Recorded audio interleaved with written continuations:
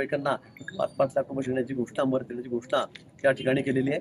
आता यात सर्वात महत्त्वाचा विषय असा आहे की या इतक्या मध्यभागी ही विहीर असताना कमीत कमी त्याला 2-3-4 फुटाचं कठड केलं पाहिजे होतं. त्याला रिंग टाकलेले आहेत खाली, मजबूत आहे, पण त्या वरती करायला पाहिजे होत्या, पण त्या केलेल्याच नाहीत.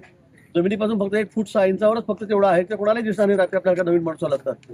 मला वाटतं ते केलं पाहिजे होतं, ते केलं नाही. पण आता सगळ्या गावकऱ्यांची मागणी आहे, ग्रामस्थांची मागणी आहे की ती विहीर बंद करा.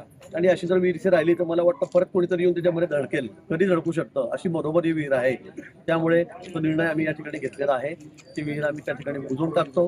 अशी विहीर या ठिकाणी ठेवणं म्हणजे पुन्हा कुठल्या तरी मोठ्या संकटाला आमंत्रण देण्यासारखं आहे. आणि म्हणून तात्काळ ही विहीर बुजवण्याचे आदेश जिल्हाधिकाऱ्यांनी सांगितलेले आहेत. त्यांनी ते त्या ठिकाणी दिलेले आहेत. सीओ या ठिकाणी आहेत नगरपालिकेचे, त्यांना आम्ही सांगितले. ग्रामपंचायत तेव्हापासून ही विहीर आहे, फार जुनी विहीर आहे. पण रस्ता आपण इथपर्यंत करतोय, विहिरीच्या दोन्ही बाजूला इकडनं 100 फूट रस्ता आपण यामध्ये मजबूत करतो आहे. तर विहिरी बुजली गेलीच पाहिजे होती, नाही काय तर त्यावर मोठा स्लॅब टाकला गेला असता, काही तर करता